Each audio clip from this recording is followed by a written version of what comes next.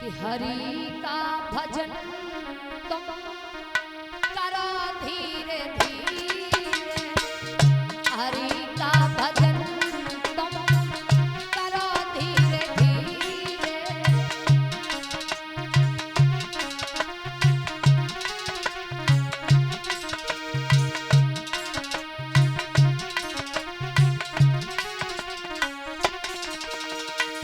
चली जा रही है अमर धीरे धीरे, चली जा रही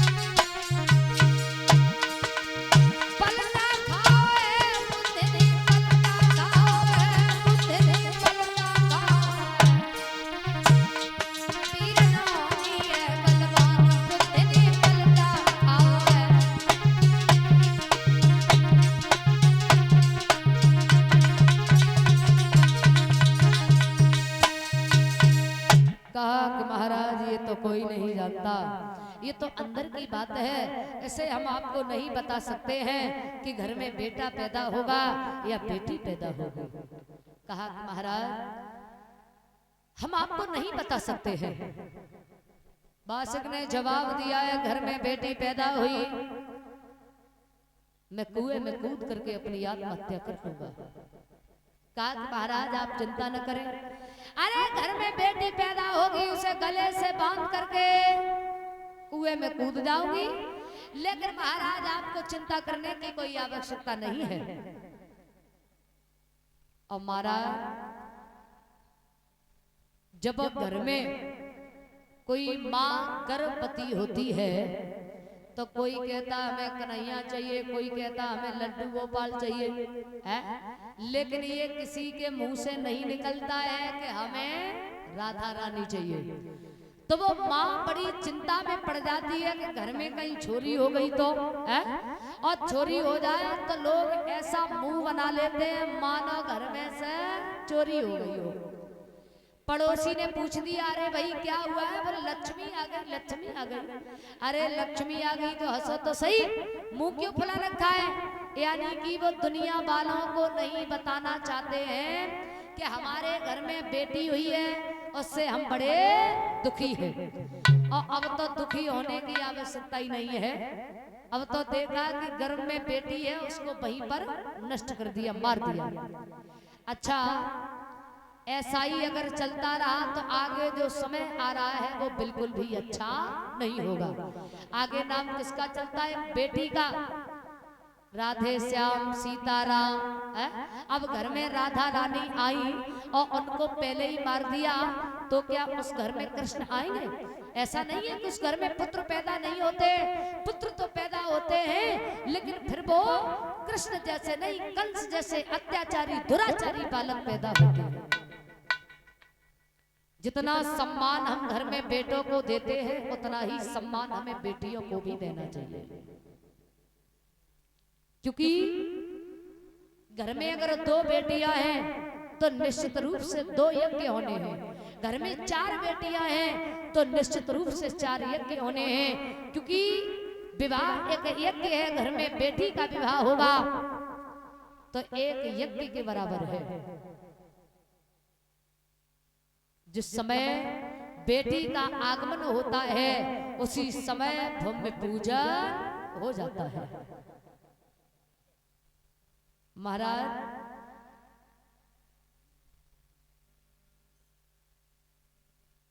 जिस घर में बेटी होती है उस घर में किसी न किसी रूप में भगवान आ ही जाते हैं। सुर है बेटे तो तान है बेटिया, दीपक है बेटे तो चिराग है बेटिया, गंगा है बेटे तो धार है बेटिया, पढ़ाए जाते हैं बेटे तो पढ़ जाती है बेटिया, लाड़ लड़ाए जाते हैं बेटे तो लाड़ लड़ जाती है बेटिया, खिलाए जाते हैं बेटे तो खिल जाती है बेटिया, और उड़ाए जाते हैं बेटे तो कल्पना चावला जैसी उड़ जाती है बेटिया। तो जितना सम्मान हम घर में बेटों को देते हैं उतना ही सम्मान हमें बेटियों को भी देना चाहिए, क्योंकि बेटियां भी किसी से कम नहीं है। महाराज धीरे धीरे समय व्यतीत हुआ, घर में एक बेटी का आगमन होता है तो रानी बड़ी प्रसन्न हुई है। दास दासियों से कहा कि ये किसी को कानों कान भनक नहीं लगनी चाहिए कि घर में बेटी का आगमन हुआ है। पालन पोषण कर रही है। धीरे धीरे बेटी बड़ी हुई है तो उस बेटी का नाम रखा गया नबलदे। इधर महाराज बाशिक को बुलवाया, कहा कि मेरा गर्भ जो था वो खंडित हो गया है। तो महाराज बाशिक बड़े प्रसन्न हुए कि गर्भ खंडित हो गया, ये तो भगवान ने बड़ा अच्छा किया कि गर्भ खंडित हो गया। और कहीं घर में बेटी पैदा हो जाती तो क्या होता? तो तुरंत ही अर्जुन के लिए पत्र लिखा है कि हमारे घर में ना तो कोई बेटा पैदा हुआ है और ना ही कोई बेटी पैदा हुई है। महाराज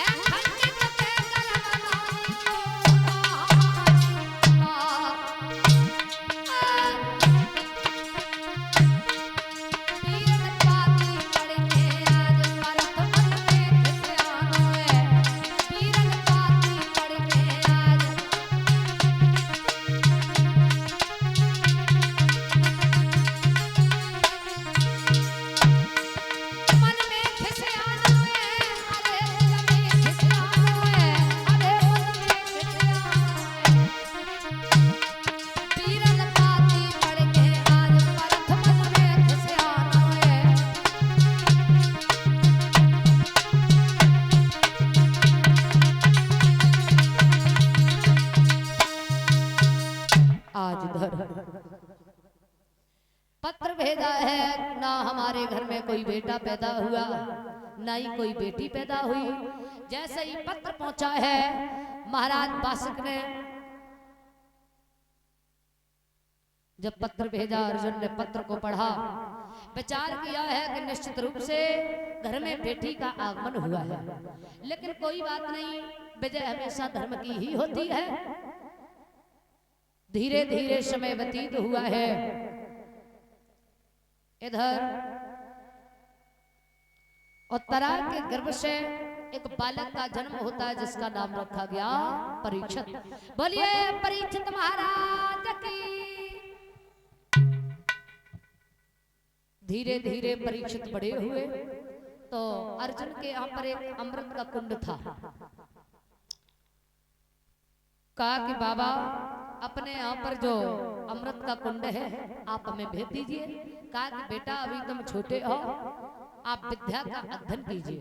तो गुरु धनवंतर जो थे उनके यहाँ पर भेज दिया है। परीक्षित विद्या का अध्ययन करते हैं और बड़े हुए। कहा कि बाबा अब तो हम बड़े हो गए हैं, पहरेदार रहते हैं, अमृत बर्बाद होता है, और जब हम वहां की पहरेदारी करेंगे तो बिल्कुल भी अमृत बर्बाद नहीं होगा, आप हमें भेज दीजिए। आज परीक्षित अमृत के कुंड की पहरेदारी करने लगे हैं। एक दिन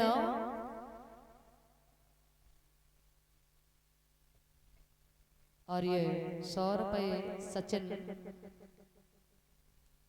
और कल्लू भैया, उनकी तरफ से ये 100 रुपए हमारे पास में आए हैं। भगवान दीर्घायु प्रदान करे, धन के भंडार भरे रहे, प्रभु से यही कामना करती हूँ।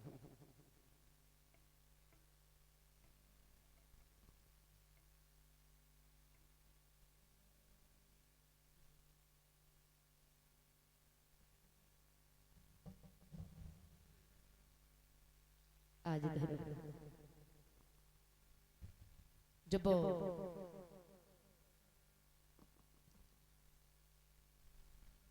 महाराज बासुक अपने दरबार से महलों की तरफ जा रहे थे तो क्या देखा है कि नवल्ले ऊपर अड्डा पर स्नान करने के लिए जल ले जा रही थी। आज जब जल ले जा रही थी, बासुक की नजर पड़ी है, विचार किया ये कन्या कौन है, ये तो बहुत सुंदर है, इसे तो मैं पहली बार देख रहा हूं, ये कौन है। तो महाराज बहुत सुंदर थी कन्या। बासुक जाकर के रानी के महलों में पहुंचे हैं। रानी से पूछा ये बताओ ये कन्या कौन है जो अपने महलों के ऊपर घूम रही है, बड़ी सुंदर है, हमने उसे देखा, मेरे पूरे शरीर पर कोढ़ हो गया, बेटी के प्रति पिता के विचार गलत हो गए तो पूरे शरीर पर कोढ़ हो गया है। कहा कि महाराज आप हमें क्षमा कर दीजिए, ये अपनी ही बेटी है और शायद आप जीवित न रह पाते, इसलिए मैंने उस कन्या को छुपा करके रखा, आप हमें क्षमा कीजिए, अपनी ही बेटी है, मेरे गर्भ से उस बेटी ने जन्म लिया है। कहा कि ये क्या हुआ, हमसे बड़ा भारी पाप हो गया, मेरे पूरे शरीर पर कोढ़ हो गया है। तब तक नवल्ले पास में पहुंची है, पिताजी क्या बात है। कहा कि बेटी तुम हमें क्षमा कर दीजिए, मेरे पूरे शरीर पर कोढ़ हो गया, हम नहीं समझ पाए तुम मेरी बेटी हो। कहा कि पिताजी इसका कोई उपाय है। कहा कि एक उपाय है, परीक्षित के यहाँ पर अमृत का कुंड है, अगर वहां से अमृत मिल जाए तो हमारा कोढ़ ठीक हो जाएगा। कहा पिताजी आप चिंता न करें, अभी जा रहे हैं अमृत लेकर के आएंगे। कहा कि वहां पर परीक्षित का पहरा है, वो तुम्हें अमृत नहीं लेने देंगे। कहा कि पिताजी आप चिंता न करें, हम जाएंगे और अमृत लेकर के ही आएंगे।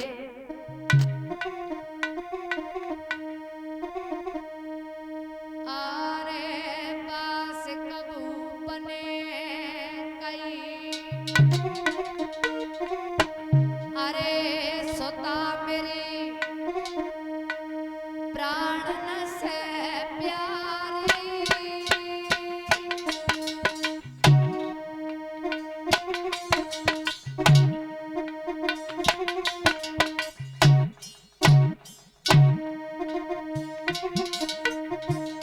अरे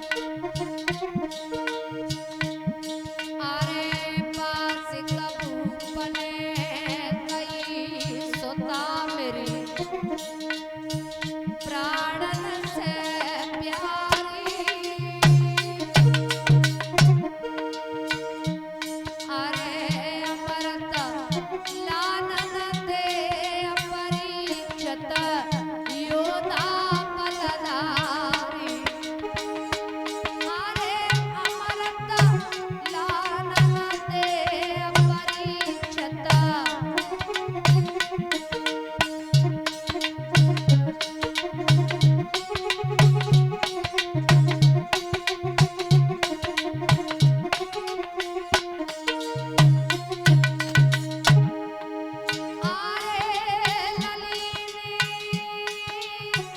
बचन गए हंस के। अरे हम अमृत ले आए पिताजी अग्नि में दस के। भैया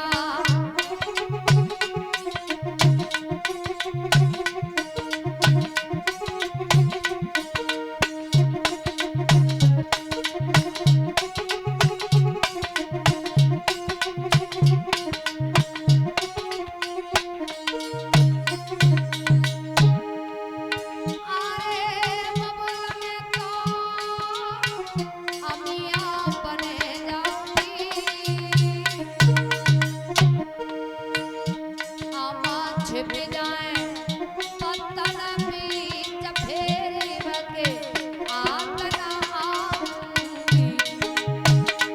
आमा छिप जाए पत्तन बीच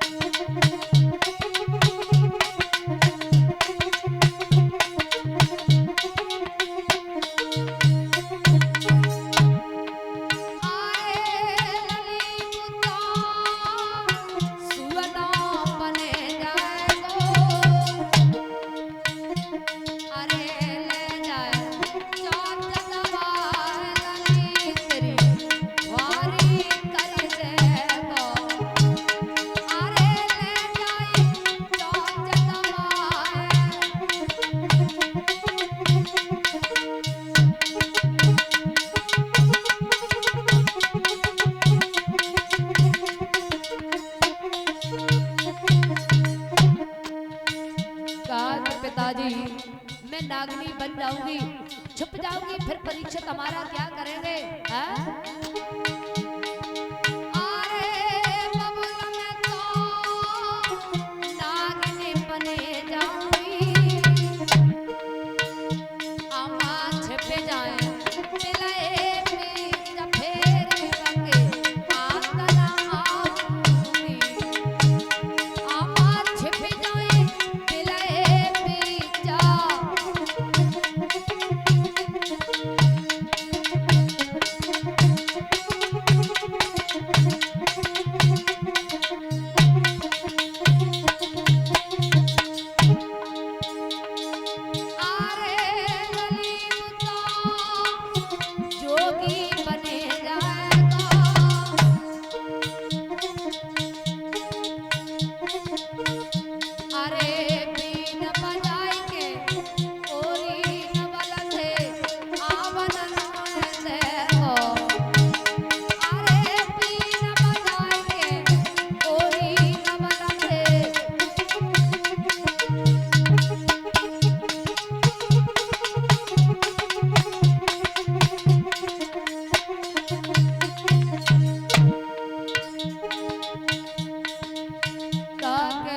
बेटी अगर तुम नागनी बन जाओगी तो वो जोगी बन जाएगा, फिर तुम क्या करोगी?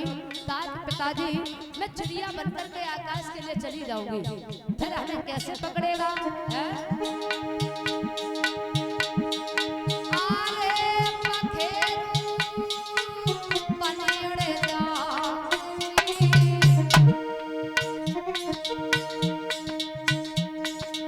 छिपे जाए अंबर बीच फेरी बके आंगन आऊंगी।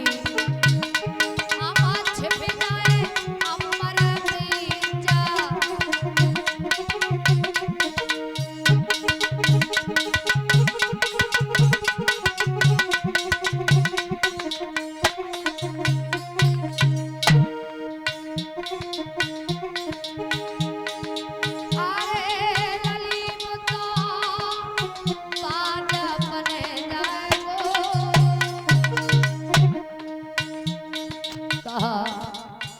अगर तुम चिड़िया बनकर के आकाश के लिए चली जाओगी तो परीक्षित बाज बन जाएंगे, फिर तुम क्या करोगी?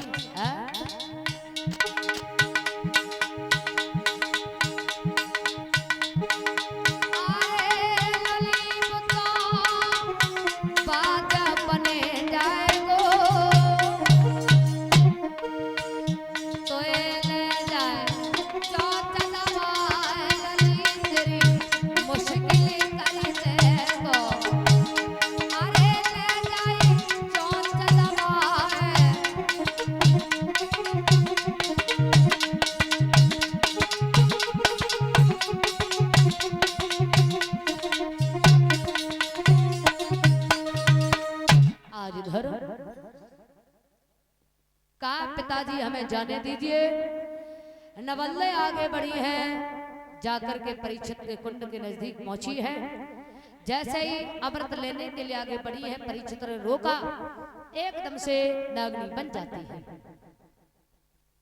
जब नागनी बन गई, परीक्षित बाज बन जाते हैं। चिड़िया बन करके जैसे ही आकाश के लिए उड़ी, नवल्ले की पेश परीक्षित से नहीं जाती है। विचार किया परीक्षित जादू में बहुत आगे है, इनसे हमारी पेश नहीं जाएगी। हाथ जोड़े हैं, कहा कि मैं यहाँ पर आई हूँ अमृत लेने के लिए। तब तक क्या हुआ है कि वहां पर अर्जुन आ जाते हैं। अर्जुन ने पूछा ये देवी कौन है? कहा कि ये तो हम नहीं जानते ये देवी कौन है, लेकिन इतना हम भली भांति जानते हैं ये जादू में बहुत आगे है। कहा कि देवी आप कौन है? कहा कि मैं नागलोक से आई हूँ, वासिक की कन्या हूँ। कहा कि वासिक ने तो पत्र भेजा कि ना तो घर में बेटा पैदा हुआ ना बेटी पैदा हुई हो, इतनी सुंदर बिटिया है। झूठा पत्र भिजवा दिया, सारी बात बताई है। तुम्हारे पिता ने हमें वचन दिया था कि हमारे घर में बेटी हुई तो विवाह करेंगे, लेकिन उन्होंने वचन का पालन नहीं किया। नवल्ले ने जवाब दिया है अगर ऐसी बात है तो हम परीक्षित के साथ विवाह करेंगे, लेकिन हम अमृत लेने के लिए आए हैं। मेरे पिताजी के शरीर पर कोढ़ हो गया है, आप हमें अमृत दे दीजिए और ये अमृत ले जा करके हम अपने पिता को दूंगी, लौट करके आऊंगी, तब हम परीक्षित के साथ विवाह करेंगे। परीक्षित ने कहा है कि तुम्हारे पिताजी बड़े झूठ बोलते हैं तो तुम भी बड़ी झूठ बोलती होगी। कहा कि महाराज हम आपकी सौगंध खा के कहते हैं ये अमृत ले जा करके अपने पिता को दूंगी, लौट करके आऊंगी तब आपके साथ विवाह करूंगी। अमृत लिया है, जा करके महाराज वासिक को अमृत दिया। कहा कि पिताजी हम परीक्षित के साथ में विवाह करेंगे, क्योंकि आपने वचन दिया लेकिन आप उस वचन को भूल गए। कहा कि बेटी तुम्हारा विवाह परीक्षित के साथ नहीं हो सकता। कहा कि विवाह होगा तो परीक्षित के साथ में। कहा कि तुम जा रही हो तो जाओ, जीवन में कभी भी तुम सुखी नहीं रह पाओगी। आज नवल्ले पहुंची हैं तो परीक्षित के साथ नवल्ले का विवाह हुआ। सब लोग बड़े प्रसन्न हैं विवाह में, लेकिन भगवान कन्हैया बड़े ही उदास दिखाई दे रहे हैं। पूछा सब लोग बड़े प्रसन्न हैं लेकिन तुम उदास हो, क्या बात है? कहा कि वो समय आ चुका है तुम्हारे जाने का, परीक्षित को राजा बनाओ। 15 वर्ष की आयु में परीक्षित को राजा बनाया है और राजा बनाने के बाद में पांचों पांडव द्रौपदी को लेकर के चले जाते हैं। सबसे पहले द्रौपदी गिर जाती है, एक एक करके सभी पांडव गिर जाते हैं। धर्मराज शरीर सहित स्वर्ग धाम की यात्रा करते हैं। के अस्त परीक्षित लाल को दे के सब अधिकार, अरे गए हिमालय के लिए पांचों पंड कुमार। महाराज परीक्षित को राजा बनाया, चले जाते हैं। जब परीक्षित राजा बने उस समय कौन सा समय था और बताया जाता है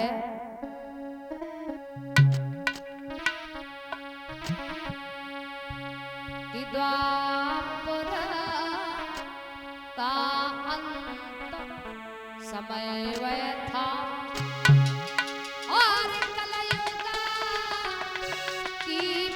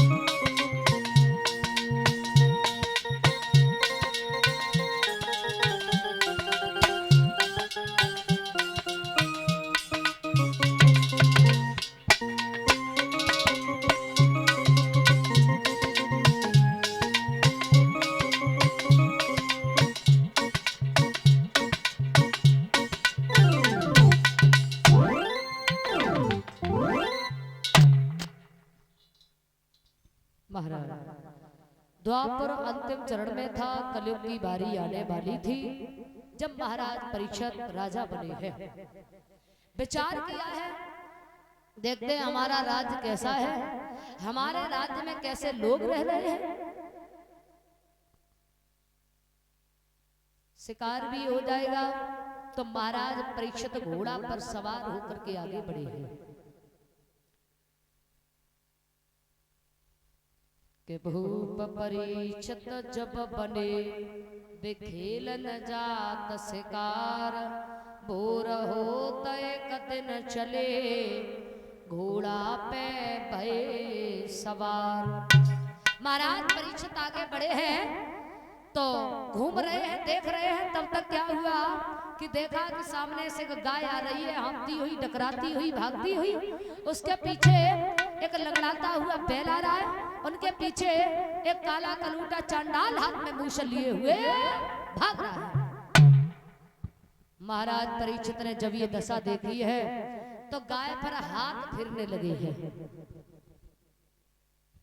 और जब गाय पर हाथ फिरने लगे तो गाय ने कहा कि मैं रसातल के लिए जा रही हूँ, मैं आपको जो गाय दिखाई दे रही हूँ मैं गाय नहीं, मैं पृथ्वी हूँ। बैल आगे बढ़े, कहा कि महाराज मैं आपको बैल दिखाई दे रहा हूँ, मैं बैल नहीं, मैं धर्म हूँ। और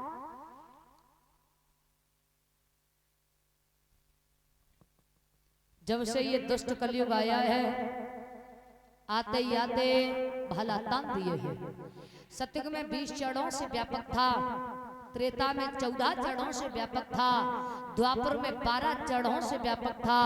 लेकिन जब से ये दुष्ट कलयुग आया है, आते ही आते भला तान दिए हैं। ये हमारे 4 पैरों को भी तोड़े दे रहा है।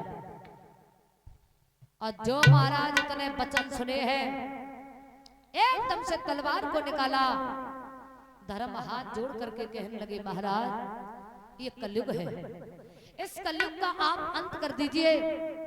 पुनः सतयुग त्रेता द्वापर आएगा, चारों तरफ धर्म ही धर्म दिखाई देगा, कहीं अधर्म नहीं होगा।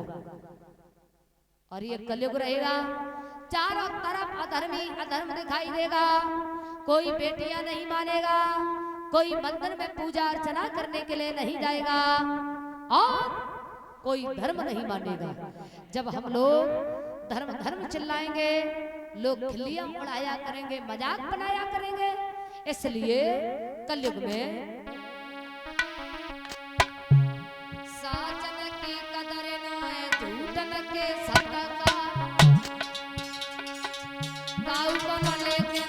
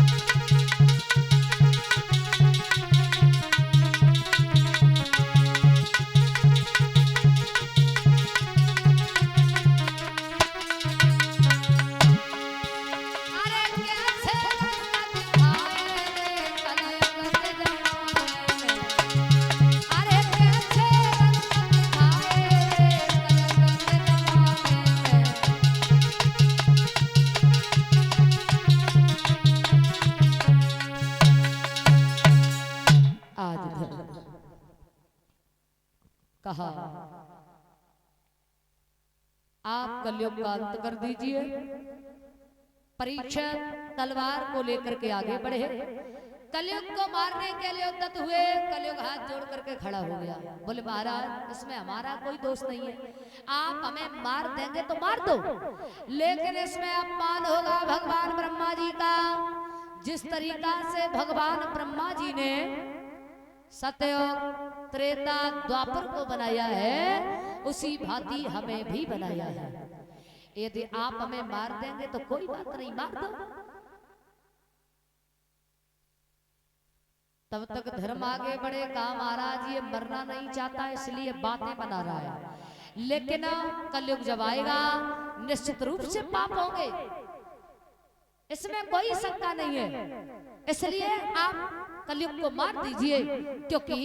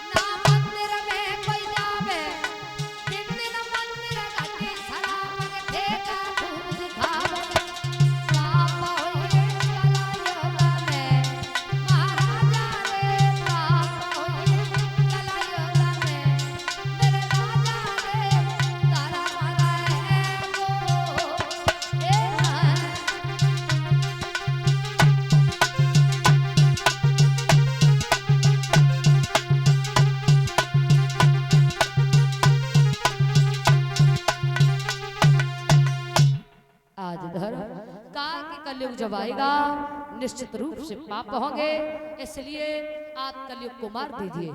कि सुन के बातें धर्म की भूप गए दहलाए, ते गाले के हाथ में कही तुरंत समझाए। आज फिर तलवार को निकाला, आगे बढ़े हैं, कलयुग के पास पहुंचे, मारने के लिए उद्यत हुए। कलयुग हाथ जोड़ करके खड़ा हो गया, महाराज इसमें हमारा कोई दोष नहीं है। भगवान ने गुण अवगुण सुख दुख ये तो सभी को दिए हैं। जिस तरीका से भगवान ने सत्युग त्रेता द्वापर को बनाया, उसी भांति हमें भी बनाया है, हमारा कोई दोष नहीं है। और एक एक दोष तो भगवान ने सभी के अंदर लगाया है। कि कस्तूरी में दोष जो वो रंग नए लाई है, अरे सोना में है दोष जो सुगंध नहीं लाओ है। राम में है दोष जो बनारी की नाक काटी, अरे रावण में है दोष जो सीता को हर लाओ है, अहिल्या में दोष जो इंद्र के संग भोग किया, अरे इंद्र में है दोष जो चोरी से घुस आओ है, अरे महाराज फिर काहे को पागल बने, अरे एक दोष हरने सब ही में लगाओ है। जो लोग कलयुग में अच्छे हैं उनके लिए मैं अच्छा हूँ, जो लोग बुरे हैं उनके लिए मैं बुरा हूँ। लोग खुद बुरे कर्म करते हैं, दोष कलयुग के ऊपर लगा देते हैं, महाराज कलयुग चल रहा है, बड़े बुरे बुरे काम हो रहे हैं। महाराज आप हमें जाने दीजिए, हमारा कोई दोष नहीं है। और सतयुग त्रेता द्वापर में मनसा पाप लगता था, लेकिन मेरे युग में बिना करे का कोई पाप नहीं लगेगा। सतयुग त्रेता द्वापर में हजारों वर्ष महात्मा भजन करते थे, तपस्या करते थे, लेकिन फिर भी उन्हें भगवान का दर्शन नहीं होता था। लेकिन मेरे युग में एक बार नाम कहोगे पल में आराम मिल जाएगा। बोले ठीक है, तो हम तुम्हें छोड़ रहे हैं। बोले तो रहने के स्थान बताइए, तो रहने के स्थान बताए हैं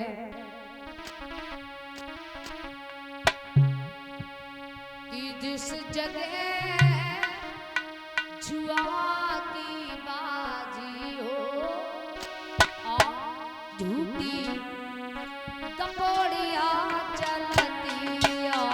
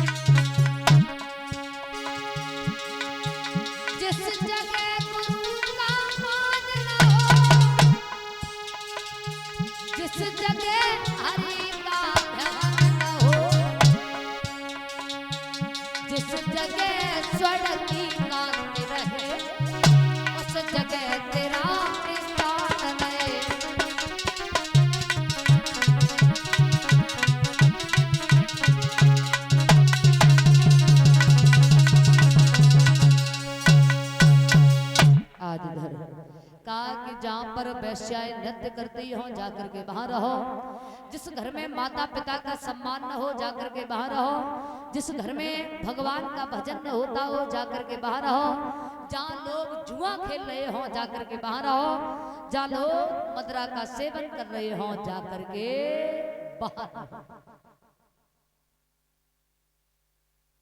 कहा महाराज कोई अच्छा सा स्थान बताइए। बोले तो जाओ आप कंचन में वास करो। तो महाराज परीक्षित के सिर पे सोने का मुकुट रखा हुआ था, आज सूक्ष्म रूप बनाया है। जैसे ही छलांग लगाई तो महाराज परीक्षित के सिर पे कलयुग का वास हो गया। कलयुग सवार हो गया। अब महाराज परीक्षित को बड़ी तेजी से प्यास लगी है, तो विचार किया कि आगे लोमस ऋषि का आश्रम है, वहां पर रुकेंगे, जल पिएंगे, उसके बाद फिर आगे बढ़ेंगे। घोड़ा पर सवार होते हैं महाराज परीक्षित आगे बढ़े हैं। जाकर के लोमस ऋषि के आश्रम पर पहुंचे हैं। तो लोमस ऋषि भगवान के ध्यान में लीन थे।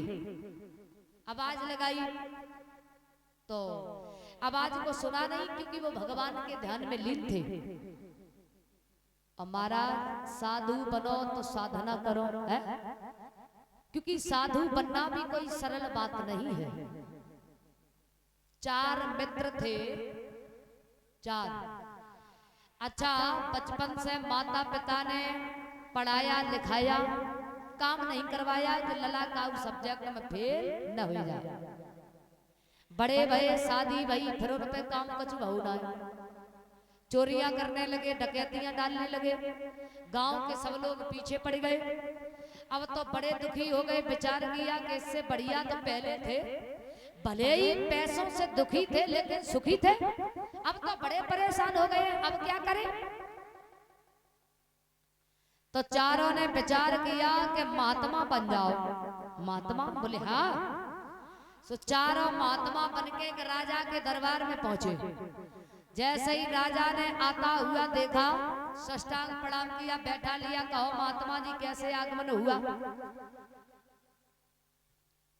कहा कि कुछ नहीं, ऐसे ही हम घूमने के लिए आए थे। बोले तो क्या कर लेते। बोले हमें तो कुछ नहीं आता भाई, पूजा पाठ। बोले ठीक है, हमारे यहाँ एक आश्रम है, आराम से रहो, पूजा पाठ करो, भोजन पानी हमारे यहाँ से जाता रहेगा। अब चारों महात्मा बनके रोज सुबह हो पूजा करे, खूब माला जपे, लेकिन मंत्र अंतर कुछ मालूम ना। विचार किया कि अब क्या करें। एक ने कही हम तो अपना मंत्र बनाई लो। का हम सुखी बच्चे दुखी, ओम गणपते स्वाहा। यानी कि हम तो अच्छे हैं, राजा के यहाँ खूब चैन से मिल रही, बच्चे जैसे होगे वैसे बने रहेंगे। दूसरे ने कही भैया अगर तुमने बनाए लो तो हम बना लो। का जैसे ही तुम तैसे ही हम, ओम गणपते स्वाहा। तीसरे ने कही जब झूठ साच कब तक चलेगी, ओम गणपते स्वाहा। चौथे ने कही जब तक चले तब तक चलाओ, न भाग चलेंगे, ओम गणपते स्वाहा। अब चारों ने अपने अपने मंत्र बनाए। अब जैसे ही पूजा करवे को बैठे तो जय मंत्र बोलो करे। सो एक दिन राजा के मंत्री ने देख लिया ये महात्मा कैसे जो तो पवित्र मंत्र बोलते। सो राजा से जाकर के शिकायत कर दी। राजा ने कहा ऐसा करो, इन चारों महात्माओं को फांसी लगवाओ। ये कैसे महात्मा है। अब चारों को फांसी लगने की तैयारियां शुरू। तब तक उधर से विद्वान महात्मा आ रहे थे। विद्वान महात्माओं ने देखा, गांव के लोग बोले महात्मा जी आज राजा साहब के दरबार में मत पहुंच जाना। बोले क्यों। बोले आज तो राजा साहब फांसी लगवा रहे महात्माओं को। अच्छा हाँ। बोले ऐसा तो राजा कोई नहीं हुआ जो बिना मतलब में किसी महात्मा को फांसी लगवाए, हम जाएंगे जरूर। पहुंचे, राजा ने देखा, साष्टांग प्रणाम किया, बैठा लिया, कहो महात्मा जी। कहा कि हमने सुना है कि आप महात्माओं को फांसी लगवा रहे हैं, और ऐसा कोई राजा नहीं हुआ जो बिना मतलब में किसी महात्मा को फांसी लगवाए है? क्या बात है। कहा कि पवित्र मंत्र बोलते हैं। कैसे मंत्र। विद्वान महात्मा उन महात्माओं के पास पहुंचे तो महात्मा बोले देखो सबके सामने बताना है नहीं, कान हम सुन ले। विद्वान महात्मा समझ गए ये किसी गलत संगति में पड़ गए। कहा कि बताओ। बोले हम सुखी बच्चे दुखी, ओम गणपते स्वाहा। विद्वान महात्मा बोले राजा साहब ये तो रामायण की बात है। राजा बोले थोड़ी बहुत रामायण तो हमने पढ़ी, जो कौन सी रामायण लिखी है?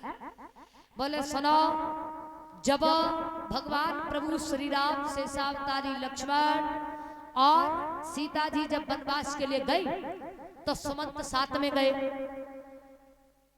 तो महाराज दशरथ ने कहा कि 14 दिन इन्हें घुमाना और पुनः वापस ले आना। तो सुमंत जब साथ में गए तो भगवान वनवास के लिए निकल गए। सुमंत जब अकेले आए हैं, महाराज दशरथ ने जब सुमंत को अकेले देखा तो कहा कि हम सुखी और हमारे बच्चे दुखी। रामायण की बात है। सो एक को बचा लिया, दूसरे का नंबर आया। बोले तुम बताओ। बोले जैसे ही तुम तैसे ही हम, ओम गणपति स्वाहा। बोले राजा साहब जो रामायण की बात है। राजा बोले जो कौन सी रामायण लिखी है? बोले सुनो, जब भगवान प्रभु श्री राम की पत्नी सीता का हरण रावण करके ले गया और इधर सुग्रीव की पत्नी को बाली ले गया, तो भगवान प्रभु श्री राम की मित्रता जब सुग्रीव से हुई तो सुग्रीव ने कहा प्रभु जैसे ही तुम हो और तैसे ही हम हैं, दो को बचा लिया। अब आया तीसरे का नंबर, बोले तुम बताओ। बोले झूठ सांस कब तक चलेगी? ओम गणपते स्वाहा। बोले राजा साहब जय रामायण की बात है। बोले जी कहाँ की बात है? कहा कि जब नल और नील की सहायता से भगवान प्रभु श्री राम पुल का निर्माण कर रहे थे तो मंदोदरी ने रावण से कहा कि अब तो स्वयं पार ब्रह्म परमेश्वर लंका पर चढ़ाई करने के लिए आ चुके हैं, ये झूठ सांस कब तक चलेगी? तीन को बचा लिया। अब आया चौथे का नंबर, बोले तुम बताओ।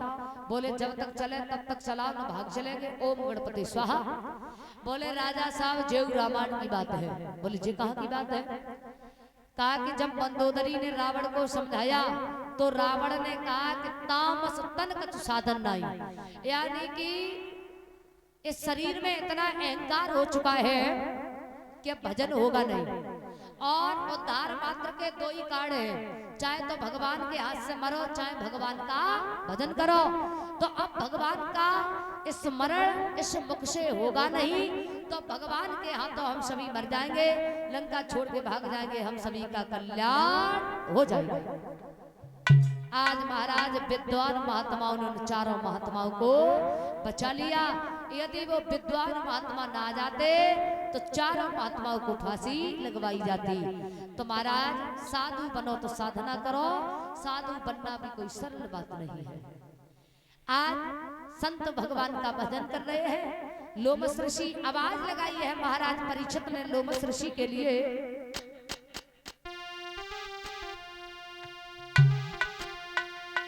अरे तने कने का आँखियाँ खोला बाबा पीवाई दे ठंडो नीरा।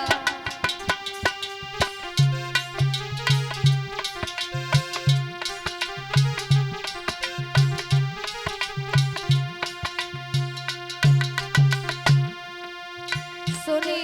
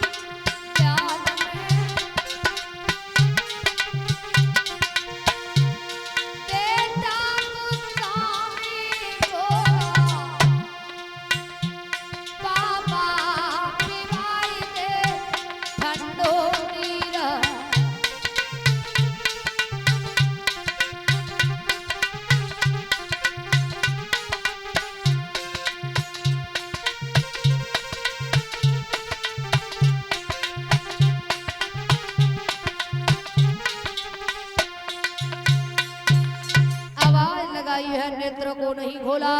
महाराज परीक्षित ने विचार किया है कि इस संत को अपने ऊपर बड़ा अभिमान हो गया, घमंड हो गया। तो एक मरा हुआ सर्प पड़ा हुआ था, उठाया लोमस ऋषि के गले में डाल दिया है। लोमस के पुत्र श्रृंगी ऋषि ने सुना कि मेरे पिताजी के गले में मरा हुआ सर्प डाल दिया है, मेरे पिता का बड़ा अपमान किया। कमंडल उठाया, श्राप दे दिया, जा महाराज परीक्षित हम तुम्हें श्राप देते हैं, 7वें दंत में ताच्छाद डस लेगा। आज श्राप दे दिया। लोमस ने सुना है कि हमारे पुत्र श्रृंगी ऋषि ने श्राप दे दिया है। कहा कि बेटा तुमने ये अच्छा नहीं किया, जो श्राप दे दिया वो तो बड़े अच्छे राजा हैं, उन पर कलयुग का वास था, इसलिए उन्होंने हमारा अपमान कर दिया, आप जाइए खबर दीजिए। शृंगी ऋषि पहुंचे हैं, जाकर के खबर दी है। महाराज जब खबर दी है, जाकर के कहा कि तुम्हें 7वें दिन तक्षक नचलेगा, तुम्हें श्राप लगा हुआ है। कहा कि तो हमारा उद्धार कैसे होगा? कहा कि आप जाइए और भगवान का स्मरण कीजिए,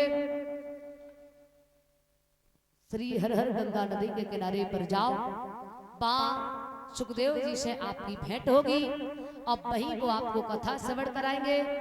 और जब आप 7 दिन कथा को श्रवण करेंगे तो 7वें दिन आपका कल्याण हो जाएगा। और महाराज 7 ही दिन में सब कुछ होता है, आना जाना जो भी होना है वो 7 ही दिन में होना है?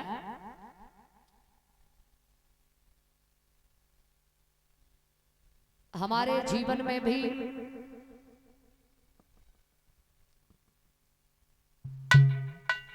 तक्षक रूपी नाग जो पीछे पड़ा हुआ है, तो हम लोग भगवान का स्मरण करेंगे, तब हमारा और आपका कल्याण होगा।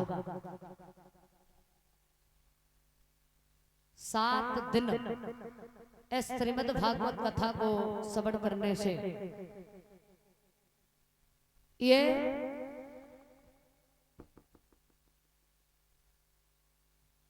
व्यक्ति का कल्याण होता है। महाराज हमारे लिए भी ये मुक्ति का साधन है।